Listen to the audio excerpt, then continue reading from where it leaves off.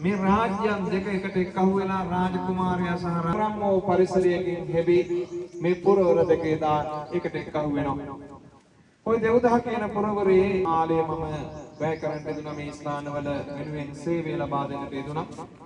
ඔය අද අපි ඉන්න ගෙස්ට් හවුස් එක පවා අපි නිර්මාණය කරපු ස්ථානයක්. අසල ශ්‍රී ලංකාරාමයේ කියන ස්ථානයේම දෙව්දහ කියන පුරවරයට යනකොට අවුරුදු 90 ගානක මාතාවක් අපිට දකින්න දනිස් මට්ටම දක්වා දිගතිව හිටපු අර දෙතිස් මහා පුරුෂ ලක්ෂණයන්ගෙන් ලක්ෂණ කීපයකින් වෙවි ඒ ශාක්‍ය වංශික කුලවල ඒ මාතාවක් මම දැකලා තියෙනවා.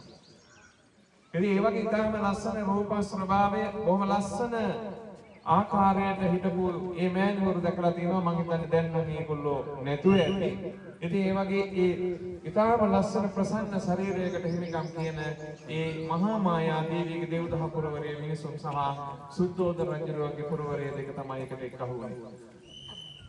එතකොට මේ සුද්ධෝදන රජුරුවන් ඒ වගේම මහා මායා දේවියගේ මේ කුලවල තිබුණා යම්කිසි සුළං වලින් එන්නේ අපි ඒකට කියනවා ලූ එක කියලා. ඒක ආපු ගමන් මේ මිනිසුන්ගේ ශරීරයට ඇතුළත් වෙච්ච ගමන් අවසානයේ පාලකේ පුරවර පැතිවල තියෙනවා. ඉතින් එවැනි කාලයක මේ මාසෙ වාගේ කාලෙක දැන් මේ ගැප්පර හැර පාමින්